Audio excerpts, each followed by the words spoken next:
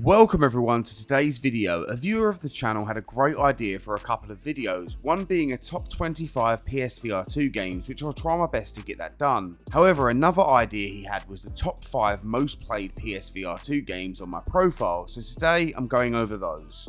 Now, if you're not already subscribed to the channel, then please consider doing so. It supports the channel a lot. And seeing as you're already here, then please watch the video to the end, as again, this really helps. Also, why not leave a comment and a like? So without further ado, let's jump into today's video. First up is Breaches, which makes sense. This is one of my most played PSVR2 games, and still to this day I jump in every so often. Now, I'm sure many others have more time than me on the game, but sadly a lot of my time I'm playing various games across various headsets to make videos. But whenever I get some downtime, I do like to hop back in. I'd also argue that Breaches is one of the best team-based competitive shooters in VR, and if you haven't played it, then you're missing out. Breaches is also the only other game that gave me that Firewall-esque vibe in VR, and you could say play ultra, but I respect and value my time, so I'm not playing that. Clearly I didn't value my time, as the second one on the list is actually one I'm ashamed of, as I'm sure more of the hours were spent waiting for a game rather than enjoying the game, and if you haven't already guessed it, it's Firewall Ultra. This empty shell of what Firewall 0 Hour was ended up being one of my biggest disappointments of the PSVR 2. Genuinely, this game was meant to be my next addiction, and while it fumbled so hard, the fact I still have it installed is quite laughable. As someone who sunk months into 0 Hour, my hype for this game was through the roof. At the weeks leading up to its release, I remember joining a group chat with like-minded folk to squad up with. I've never seen a group chat disband so quickly. Anytime I look at this game, I feel disappointed and incredibly let down, but at the same time I do feel like trying it again, but I'm sure I'll spend hours in lobbies again. Avoid this game. Even if it looks great, it's slowly fading into the abyss and the player count is dwindling.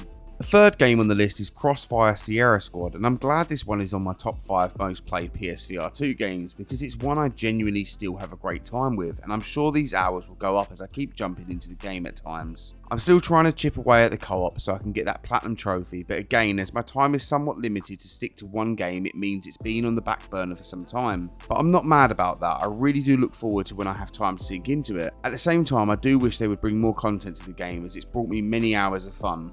My fourth game on the list is After the Fall. I went through a time where I was playing this quite a bit with various people, but sadly my time got stretched thin and they went on to other games. It's still a game I consider fun, and I'm sure if somebody asked me to join them on it, I would. Then again, it is filled with repetition and it's only as fun as the group you're playing with. That being said, isn't that how multiplayer games should be? A great laugh with your friends? Well, After the Fall is that. Definitely one worth owning. And my fifth and final game is Ghost of Tabor. This is a game I've played more on other platforms, but come back to it on the PSVR 2 and I always have a blast with it. The game offers intense battles along with good teamwork and really is something I can't stop playing. Sure, if I'm after convenience or if I want to use my B haptics, then I'll play it on the Quest or PC, but either way, Ghost of Tabor is still one of those VR games that brings you an addictive gameplay loop with some great moments to be had. If you want a brilliant shooter, then this is one to go for. Now, I know I said 5, but here are the honourable mentions. 6th is Pavlov. I played this a lot during the release stage of PSVR 2, but slowly lost interest. Sure, I'll still jump back in every so often, and it's still good fun.